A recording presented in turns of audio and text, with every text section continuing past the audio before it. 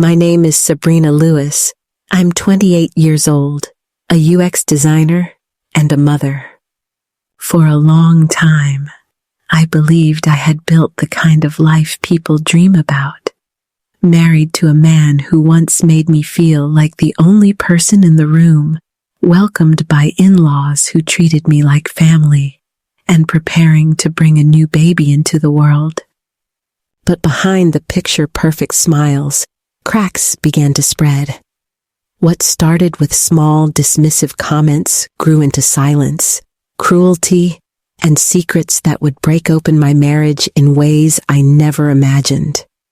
Tonight, I want to share my story, not just about betrayal, but about resilience, about what it means to lose almost everything and still find a way to stand tall, for yourself and for the child who depends on you. You call this food? The words cut through the room like a knife, sharp enough to still the air.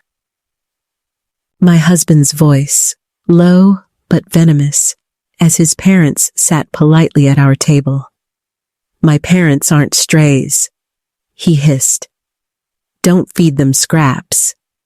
I felt my cheeks burn while the silence thickened. His parents froze in place, hands half raised over their wine glasses. And in that moment, I whispered something that made his jaw drop. I didn't order this. That was the night everything shifted. But the truth is, it hadn't begun there. My name is Sabrina. I'm 28 years old, a UX designer currently on maternity leave. And until recently, I thought my life was on solid ground. I believed I had chosen the right man, the right marriage, the right future. But belief is fragile. It shatters quietly, like porcelain slipping through wet hands. When I first met Luke, he seemed like the kind of man who could anchor a life. We met through mutual friends at a weekend retreat in the mountains. He had this effortless charm, the kind that made everyone in a circle lean closer, laugh louder. And yet, he managed to make me feel like I was the only one in the room. That combination, charisma turned personal, was magnetic. After a year of dating, he proposed during a picnic on the coast. The ocean was roaring, salty spray dotting my cheeks when he pulled out the ring. I didn't hesitate. I said yes before he even finished the question. My parents adored him. His parents, Evan and Vivien, were warm, generous, the kind of people who seemed to glow with ease. Vivien told me I was her second daughter. Evan was always dropping off wine bottles and jokes in equal measure. Both families pitched in for the down payment on our little starter home in the suburbs. I thought I had won the jackpot, the kind of love story people envy. And for a while, it felt true. Weekends meant brunch with friends, impromptu road trips, late-night laughter in our tiny kitchen. Luke was attentive, funny, supportive.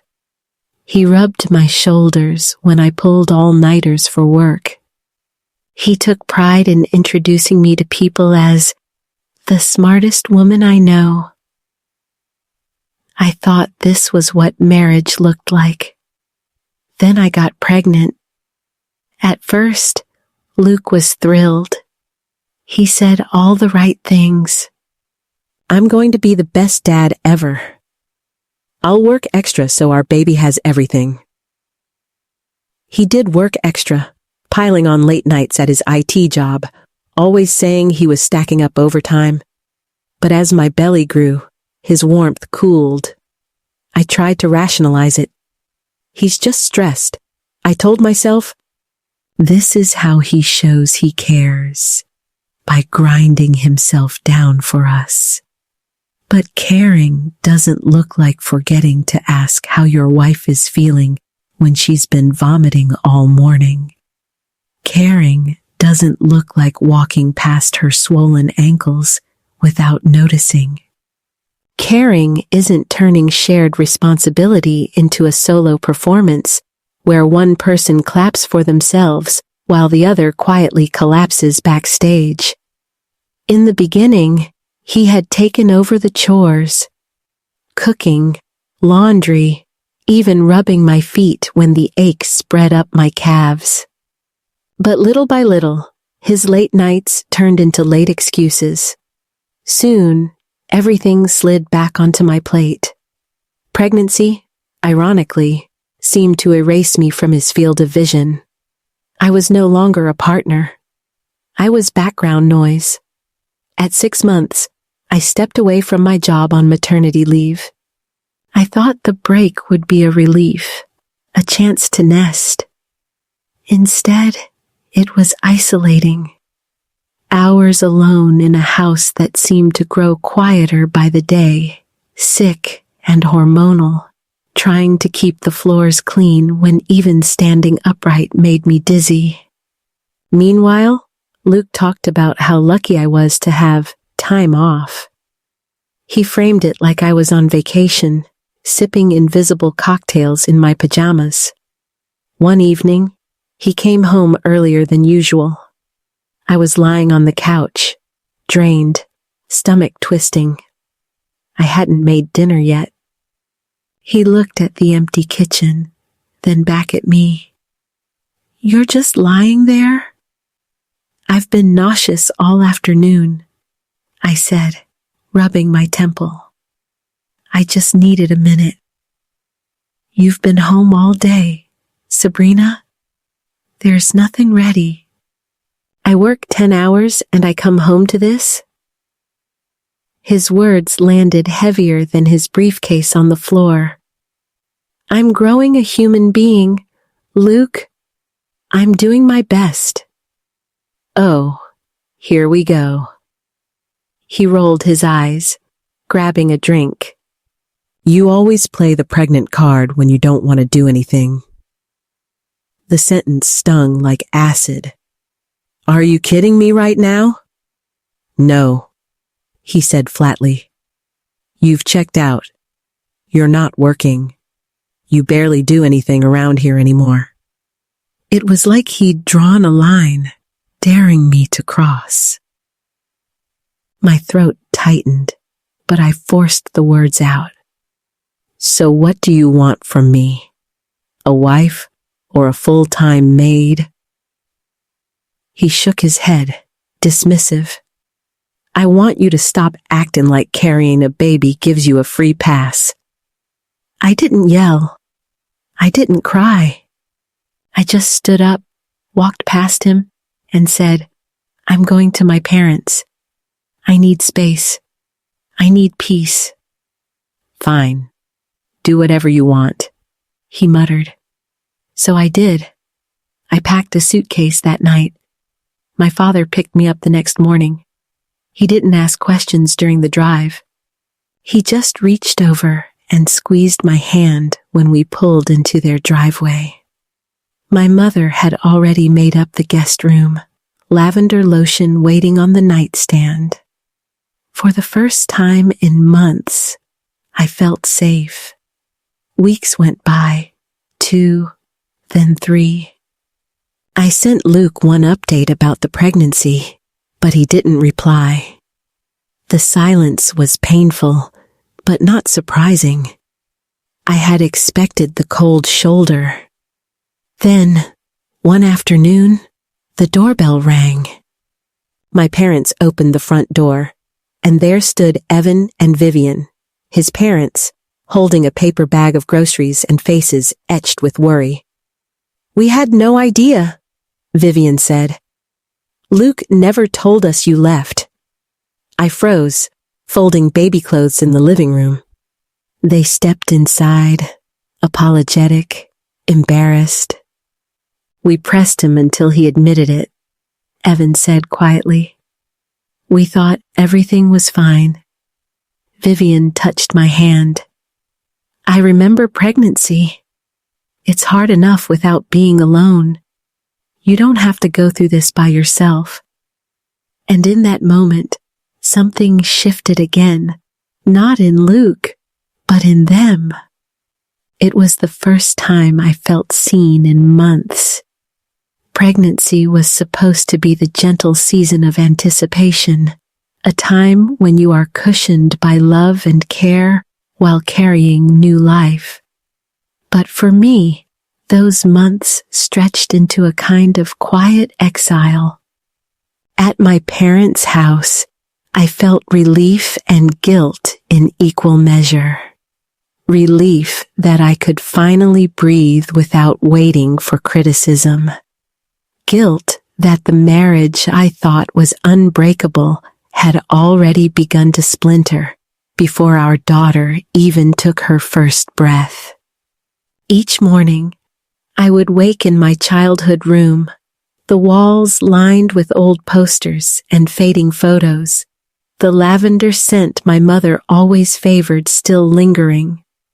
She had placed a little basket of folded towels by the bed, as if I were a guest at a boutique inn. My father made breakfast without a word, sliding an extra egg onto my plate when he thought I wasn't looking. These small kindnesses stitched me back together, thread by fragile thread. But loneliness has a way of finding cracks. At 6 months pregnant, the body is no longer your own. My ankles swelled until my slippers pinched. My back screamed from the weight of a child not yet born, but already commanding every ounce of energy I had left. At night, I struggled to sleep, staring at the ceiling fan until dawn, replaying Luke's words like a cruel mantra. You barely do anything around here anymore. I wanted to believe he hadn't meant it. That stress had twisted his tongue. But the silence from him was louder than any apology could have been. Weeks passed without a single message. Not a question about the baby. Not a call to ask how I was holding up. Nothing. The man who once made me feel like the only person in the room had turned me invisible. Then, one quiet afternoon, the doorbell rang. My mother called out, "Sabrina, you have visitors." I paused mid-fold, a tiny onesie in my hands. Standing in the doorway were Evan and Vivien, Luke's parents. Vivien's face carried worry like a heavy necklace, her eyes soft yet searching. Evan held up a paper bag of groceries like an offering. "We're so sorry," Vivien said as soon as she stepped inside. "We had no idea what was happening. Luke never told us you left." I felt my breath catch. My throat tightened, not from anger, but from the sudden flood of recognition. Someone finally acknowledging the truth.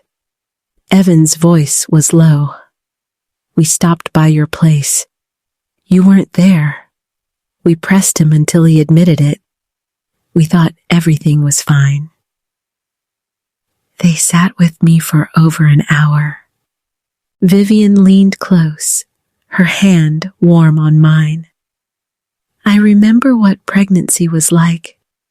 The exhaustion, the loneliness. But you're stronger than you think. And you're not alone. Not as long as we're here. Her words cracked something in me. I had been carrying not just a child, but also the weight of isolation, shame, and silence. To have her acknowledge, it felt like air after suffocation. For a moment, I wondered if this was a turning point. Maybe Luke wasn't the man I thought he was, but perhaps his family still carried the compassion I so desperately needed. Evan made a clumsy dad joke, Something about diapers being a form of bondage gear for infants, and for the first time in weeks, I laughed.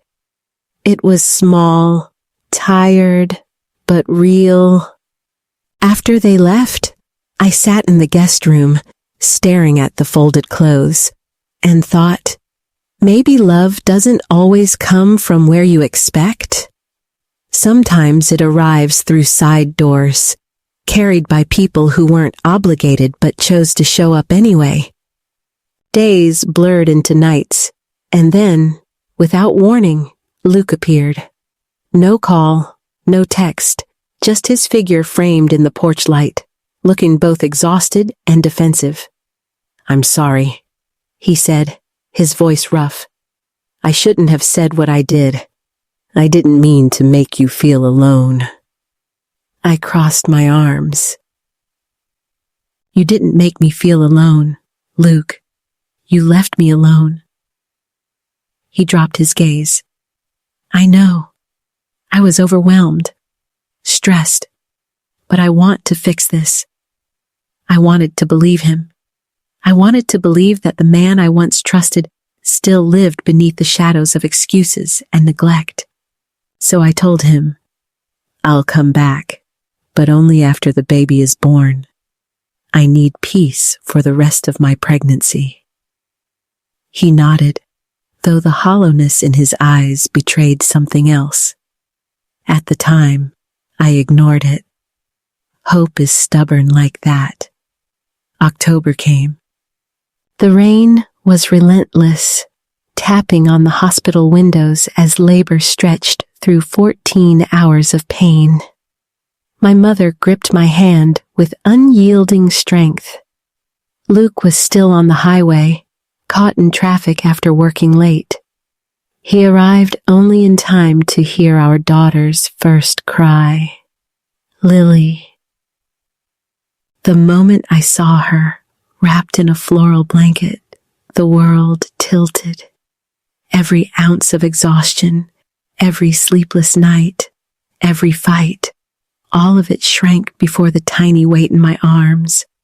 For a brief, shining moment, I thought, maybe this is what will change everything. Maybe holding his daughter will soften Luke's edges. And in those first days, it seemed possible. He cradled Lily like she was glass, kissed my forehead while I drifted in and out of fractured sleep. But then the phone calls started. The Slack notifications. Even as I sat on the bathroom floor, bleeding and shaking, he was answering messages, tethered to a job he claimed couldn't wait. By the second week, he was back at work full-time. Lily had colic, screaming for hours every night. She wouldn't latch properly. I pumped between feed-ins, tears slipping silently down my cheeks. My shirt was always damp with milk, my body aching in ways I hadn't known possible. Luke would step over burp cloths scattered across the floor, press a kiss to Lily's head, and grab his travel mug. "You've got this, babe," he'd say, leaving me drowning in the storm. But I didn't have this. Not at all. One night, after hours of Lily's relentless cries, I fell asleep in the rocker, clutching her tiny frame. When I woke, my shirt was soaked, my body trembling from exhaustion. I reheated a bowl of soup, set it on the stove, and told myself it was enough. When Luke came home and saw it, he raised an eyebrow. "Soup again?" "It's the best I could do," I whispered. "She hasn't stopped crying since noon." His smile was tight. "You know my parents are coming next Saturday, right? I'd appreciate it if you actually plan something decent." I stared at him, disbelief crawling up my throat. "Vivien already texted me. She said I shouldn't stress about food." "That's just her being polite. he shot back. I don't want them thinking you can't manage a simple lunch. I said nothing. I was too tired to argue, too worn down to fight. But inside, something cold and sharp settled. This wasn't just stress anymore. This was cruelty dressed as expectation. And that week, as the days bled into each other, I realized I wasn't just trying to survive new motherhood. I was trying to survive my marriage. Saturday came like a storm I wasn't prepared for. The week leading up to it had been pure chaos. Lily's cries grew sharper, her tiny body writhing in discomfort every night. My hair clung to my scalp in greasy strands. My eyes were ringed with dark shadows that no concealer could hide. I was surviving on caffeine and hope, neither of which was strong enough to carry me through. The night before the visit, I had tried to put something together. I started a pasta bake, chopping onions with trembling hands while bouncing Lily against my shoulder. But halfway through, she melted down into a scream so fierce I had to abandon the dish, tears slipping down my cheeks as I rocked her for hours. By the time dawn crept into the room, the kitchen was a battlefield of half-cut vegetables and pots sitting in cold water. Luke left early that morning. His parting words were sharp. Remember, no store-bought junk. My mom needs to know we've got it together. I almost laughed at the irony. Together? He hadn't been here for weeks. Together implied partnership, a word that felt extinct in our house. By noon, my hands were shaking from exhaustion. Desperate, I called a local gourmet deli. I ordered an artisan spread, marinated olives, rosemary focaccia, truffle hummus, prosciutto, imported cheeses, handcrafted crackers. I even stopped at the florist for tulips, because beauty, even manufactured, might mask the cracks. When the doorbell rang, I braced myself, plastering on a smile. But instead of judgment, I was met with warmth. Vivien stood there with a bottle of white wine, Evan with a paper bag in his arms. Surprise. Vivien beamed. We figured you could use reinforcements. The relief nearly undid me. They swept inside, Evan unpacking store-bought appetizers from the very same deli, Vivien scooping Lily into her arms like she had been waiting all week for this moment. Perfect! Vivien laughed when I explained what I'd ordered. Honestly, I wish someone had done this for me when Luke was born. She glanced at the bruised circles under my eyes, her expression softening. You haven't slept, have you? Not really, I admitted. Then go lie down. We've got Lily. We've got the food. You go rest. I didn't argue. I sank into the couch as Evan hummed softly in the kitchen and Vivien cooed at her granddaughter. For the first time in weeks, my body let go.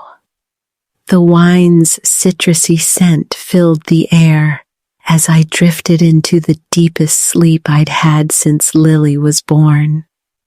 But peace is always temporary in a house cracking at the foundation. I woke to the sound of keys at the door. Luke's voice sliced through the quiet. Sabrina, are you seriously sleeping right now? I sat up groggy, heart pounding. He stood in the entryway holding the deli platter I had arranged. His face twisted with disgust. What are these? You bought appetizers? Are you kidding me? I asked you to cook. My parents are here, and this is what you give them? My chest tightened. What are you talking about? I'll throw this crap away and make something myself, he snapped, heading toward the kitchen. Wait, Luke, your dad brought those. He stopped mid-step, eyes narrowing. You're lying. Before I could defend myself, a calm voice cut through the air. She's not lying. Evan stood in the doorway, wine glass in hand, Vivien behind him holding Lily. Luke blinked. You bought those appetizers? Yes, Evan said firmly. Vivien picked them out. I paid. We figured Sabrina would be exhausted, so we wanted to help. Vivien's voice turned colder than I'd ever heard. You just assumed and insulted your wife in front of your daughter. Luke's face paled. He tried to laugh it off, but Evan wasn't smiling. I thought you had grown up after what happened before the baby was born. But you're still the same entitled kid who thinks everyone exists to serve him. I wanted to cry, not because of the anger, but because someone was finally speaking the words I had been choking on for months.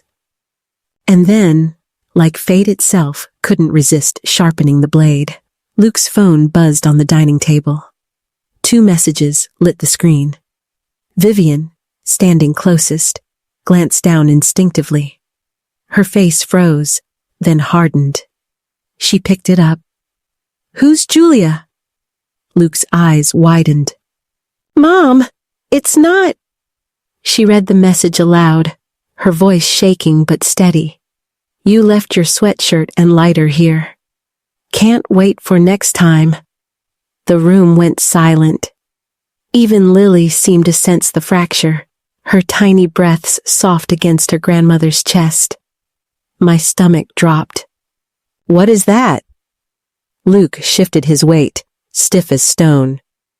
It's not what you think. Just someone from work. It's not serious.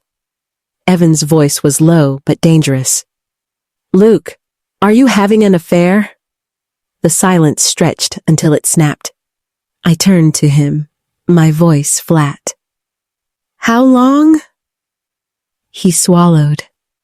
Since you went to stay with your parents. I didn't mean for it to go that far. We were fighting. I was lonely. Evan stepped closer, his words like a hammer. She was pregnant with your daughter. And you thought sneaking around was an answer? Vivien looked at him like she no longer recognized her own son. We trusted you. We defended you. Luke's voice cracked. You were gone, he snapped at me. You left. I left to survive, I said, my voice steady now. You made this house unbearable. You made me feel like a burden for carrying your child. He dragged his hand through his hair. I'm sorry, okay? It didn't mean anything. I met his eyes. Her name's Julia, right? Your phone lit up while you were too busy accusing me of being lazy? Vivien's hands shook as she set the phone down. You said you wanted to fix things, but you came here, insulted your wife, lied again, and now this. Evan raised a hand when Luke tried to speak. Don't. Just stop. He turned to me. Do you want him out? The word leapt from my mouth before fear could stop it. Yes. Tonight. Luke's jaw dropped. You're kicking me out of my own house? You forfeited your place here, I said. I won't share a roof with someone who disrespects me in front of our child. Evan disappeared down the hall, returning moments later with a duffel bag. He set it at Luke's feet, his movements final. You'll stay with us until this is resolved. Luke turned desperately to his mother. "Mom?" Vivien's reply was calm, almost cold. "You're our son. But that doesn't make you right." I picked Lily up, her tiny warmth grounding me, and walked toward the nursery. I didn't look back as they escorted him out. For the first time, I realized the marriage was already over. The house felt hollow after he left that night, as though the walls themselves were exhaling after holding their breath too long. Lily slept in her bassinet, her tiny fists curled like question marks. I sat in the nursery's rocking chair, listening to the rhythm of her breathing. For the first time, silence didn't terrify me. It felt like possibility. 3 days later, the doorbell rang again. This time, it wasn't Luke. Vivien and Evan stood on the porch. No smiles, no wine, just a manila folder in Evan's hand. "He signed everything," Evan said quietly as they stepped inside. "We didn't let him argue." Vivien set the folder on the kitchen table. Inside were divorce papers, custody agreements, child support terms. All of it clean and simple. "You won't have to fight him for this," she said softly. "We've already made sure of it." My hands trembled as I flipped through the pages. It felt surreal, as if someone else's life had been laid bare in legal ink. But it was mine. This was my freedom, sitting right there in black and white. Then Vivien handed me an envelope. "From us," she said. I hesitated. Inside was a check large enough to keep me afloat for months. I shook my head. "I can't take this from you." "You're not," Evan said firmly. "You're taking it from the people who believe in protecting the innocent. He'll repay every cent. We've taken over his salary and expenses. No more credit cards, no more online orders. He gets an allowance, just enough to get to work and eat. That's all." "And Lily's trust?" I asked, barely above a whisper. Vivien nodded. "We'll make sure it's paid on time, every month. If not, he'll answer to us." I stared at them, at the strength in their voices, and realized they weren't just protecting me, they were protecting their granddaughter. And in a way, they were protecting the part of me that had been nearly erased by Luke's neglect. I signed that afternoon. My signature trembled at first, then steadied, as though my body understood what my heart was still catching up to. It was over.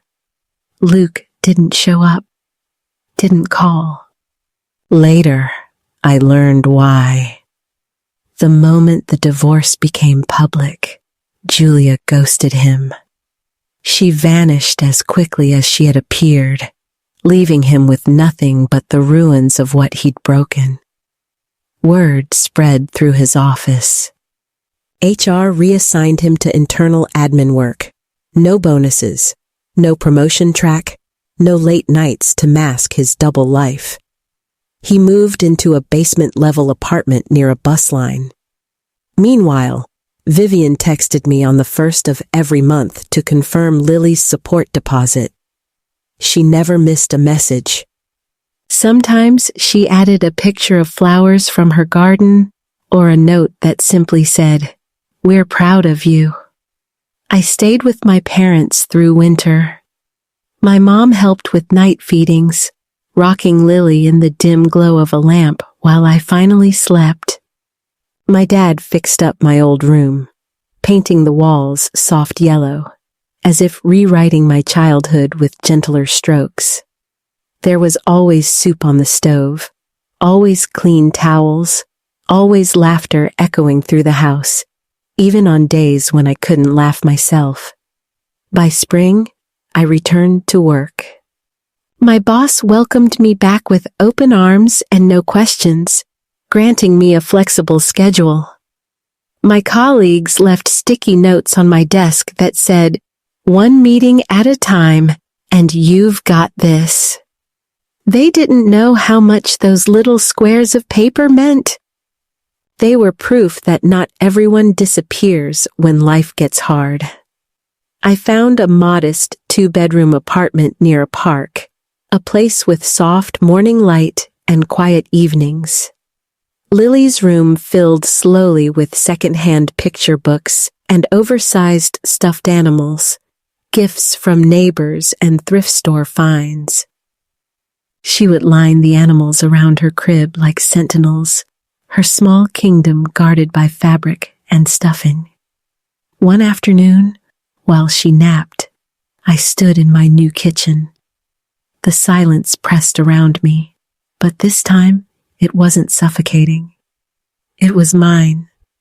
Friends sometimes asked if I missed being married. I always answered the same way.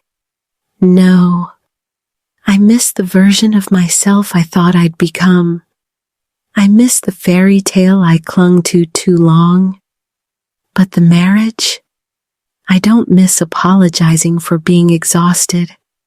I don't miss scrubbing floors with tears in my eyes. I don't miss being told soup wasn't enough. People asked if I regretted anything. The truth? Yes. I regretted shrinking. I regretted softening every edge of myself to avoid conflict. I regretted making excuses for a man who didn't deserve them. But I didn't regret leaving. I didn't regret choosing peace over pretense. I didn't regret packing a bag, taking my daughter, and never looking back. Sometimes at night, when Lily finally slept and the apartment fell into a deep hush, I'd sit by the window and watch the streetlights flicker. That quiet glow became a kind of promise. Life could be rebuilt, not all at once, but piece by piece. And in that silence, I whispered to myself, this ends here. Because it did. And I was still standing. Spring unfolded like a slow apology from the universe. Trees bloomed with a stubborn kind of hope, and every morning, sunlight spilled across the floor of our small apartment, tracing patterns over the rug where Lily learned to crawl. Each day felt like stitching a new quilt, imperfect, but warm, and finally mine. Motherhood alone was not easy. Some days, I woke up already exhausted, the weight of responsibility pressing against my chest before my feet touched the ground. Bills stacked in uneven piles, groceries stretched thinner than I wanted, and the loneliness of single parenting sometimes crept in like fog. But even in the hard moments, there was a clarity I hadn't felt in years. I no longer lived under the shadow of Luke's disappointment. There was no voice accusing me of laziness when all I had left was survival. The silence in my home was no longer empty. It was honest. Work gave me a rhythm again. My colleagues rallied around me, slipping encouraging notes onto my desk, sharing lunches, covering for me when daycare emergencies erupted. It was more than kindness, it was community. I realized that family isn't only the people you marry into, or the ones tied to you by blood. Sometimes, it's the people who show up consistently, without judgment, reminding you that you're not invisible. As Lily grew, so did my courage. I took evening walks with her stroller, letting the fresh air wash over me. I introduced her to the park swings, her laughter carrying across the playground like bells. Neighbors waved. Some offered hand-me-down clothes, others dropped off casseroles with no expectation of return. It was humbling, and it reminded me of something I had forgotten. People want to help, if you let them. Meanwhile, Luke faded into the background of our lives. His parents kept their word. Every month, without fail, Vivien texted me, "Support deposited. Love you both." Evan occasionally added his own note, "Give Lily a kiss from Grandpa." Their presence became a quiet, steady reassurance that Lily's future wouldn't be tied to Luke's mistakes. From what I heard, Luke's life shrank. The affair ended the moment reality set in. Julia disappeared. His co-workers lost respect. Promotions slipped through his fingers. He lived in a basement-level apartment, paycheck managed by his parents like he was a teenager again. Sometimes I wondered if he regretted it all, but I didn't waste much thought. Regret belongs to the past. My focus was on the life ahead. People often asked me, "Don't you miss the idea of a complete family? Don't you wish Lily had both parents under one roof?" My answer surprised even me. No. I'd rather she grow up in a home built on honesty and peace than one patched together with lies and resentment. Children don't need perfect families. They need safe ones. One night, after Lily had finally fallen asleep, I sat at the kitchen table with a cup of tea, staring at the small stack of photographs I'd kept from the early days of my marriage. In one, Luke had his arm around me, both of us smiling on the coast where he proposed. I studied the picture, not with longing, but with clarity. I realized I didn't miss him. I missed who I thought I was going to be with him. I missed the fairy tale, not the man. And that's when the shift fully settled.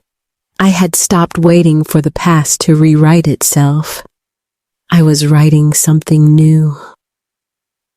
The apartment may have been small, the walls thin enough to hear the neighbor's TV, but it was ours.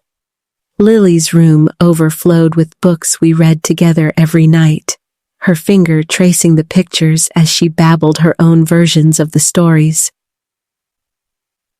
She would stack her stuffed animals in a circle and sit in the middle, queen of her soft kingdom. On quiet mornings, I'd sit with her by the window, the two of us wrapped in a blanket, watching the world stir awake. And I thought, this is enough. Not the scraps Luke once accused me of offering, but the feast of ordinary love, the kind that fills you slowly and deeply until you realize you're full. Do I regret anything? Of course. I regret the years I spent shrinking, softening every sharp edge of myself to keep the peace. I regret staying silent when I should have demanded more. I regret believing that carrying his child meant I was a burden instead of a miracle. But here's what I don't regret.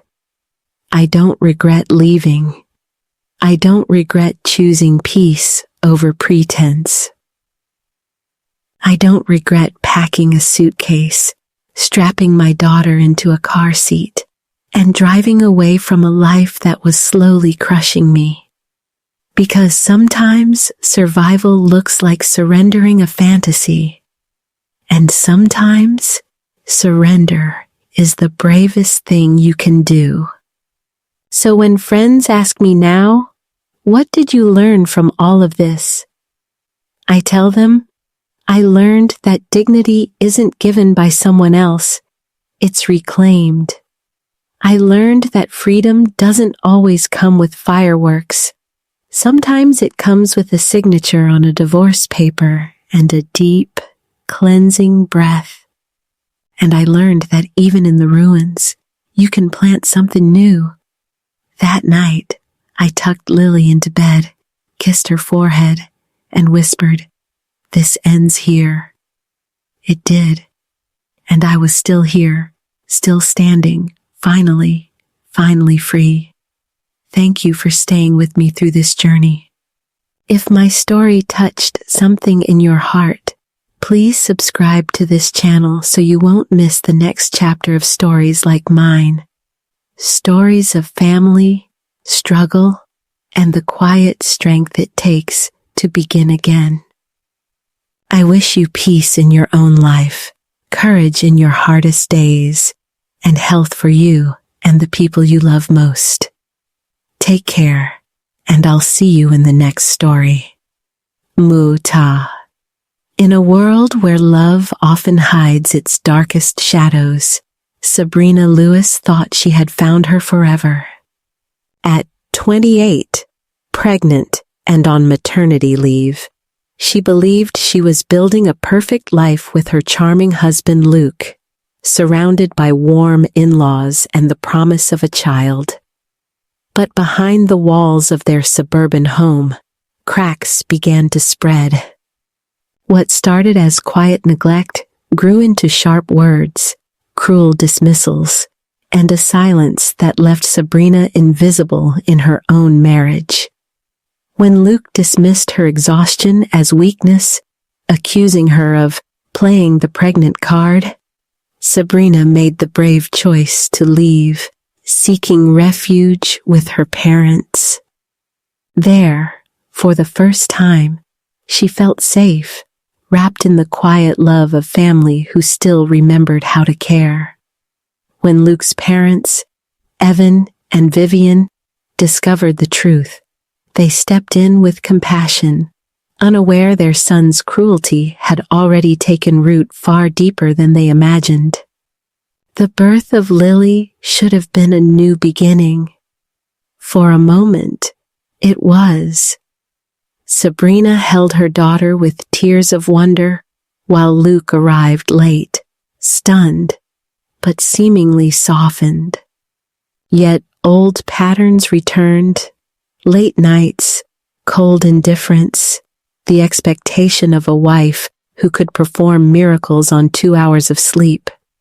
The breaking point came during a family visit, when Luke humiliated her over store-bought food, only to be confronted by his own parents. And then the phone buzzed. A message, a name, Julia. What followed was a collapse, but also a rebirth. Luke was cast out, stripped of excuses, while Sabrina, with the unwavering support of her in-laws, signed papers that freed her from a life of shadows. Months later, in a modest apartment filled with sunlight, she built a new life with Lily, one not of perfection, but of peace. This is not just a story of betrayal. It is a story of resilience, of a woman reclaiming her dignity, and of the quiet power found in saying, "This ends here."